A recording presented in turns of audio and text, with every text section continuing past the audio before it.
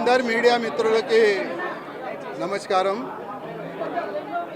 Nomination ఏనికి నేను వచ్చినాను.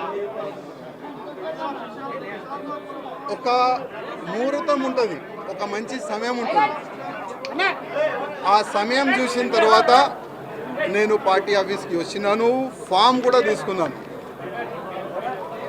ఈ ఫామ్లో 10 మెంబర్స్ కౌన్సిలింగ్ మెంబర్ సైన్ కావాలి, సంతకం కావాలి. ఆల్రెడీ చాలామంది మాకు ఆశీర్వాదం ఇచ్చే అట్లాంటి కార్యకర్తలకి మాట్లాడి ఇక్కడ తీసుకొని కూడా వచ్చినాం.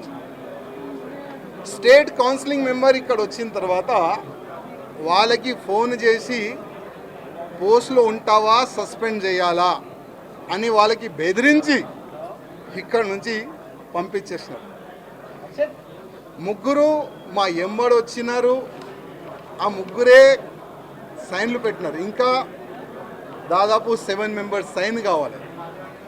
10 మెంబర్స్ సంతకం చేసిన తర్వాతనే మనం ఈ ఫామ్కి మనం సబ్మిట్ చేయొచ్చు.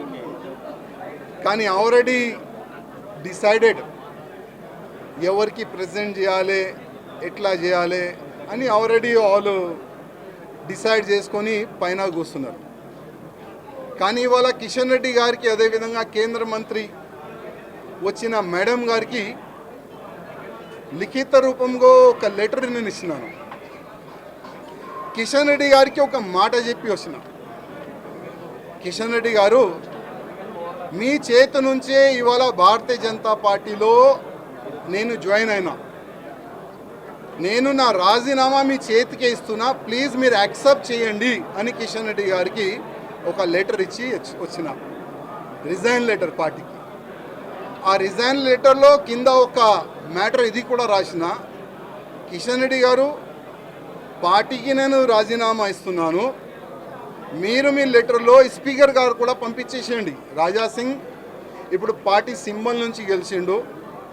రాజాసింగ్ ఇప్పుడు బీజేపీ ఎమ్మెల్యే కాదు, ఆయనకి సస్పెండ్ చేయనని స్పీకర్ కూడా ఒక లెటర్ రాసిస్తే నేను దానికి సపోర్ట్ చేస్తాను. ఎందుకంటే పార్టీ సింబల్తోని గెలిచిన తర్వాత, పార్టీకి రిజైన్ ఇచ్చిన తర్వాత పార్టీలో అంటే పార్టీ బీజేపీ ఎమ్మెల్యే ఉండకూడదు కదా అని ఆ విధంగా ఒక లెటర్ మా కిషన్ రెడ్డి గారికి ఇచ్చి వచ్చినాను.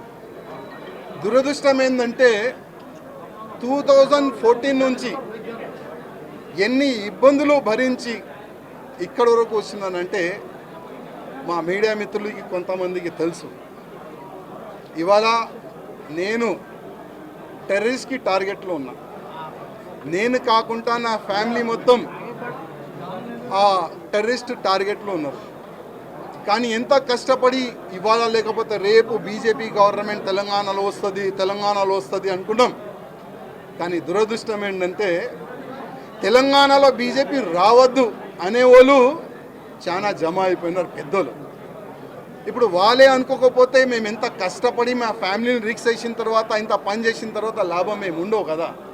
అందుకోసం అయ్యా మీ పార్టీకి దండం, మీకు దండం అని ఒక లవ్ లెటర్ ఇచ్చి వెళ్తున్నాం. జై శ్రీరామ్.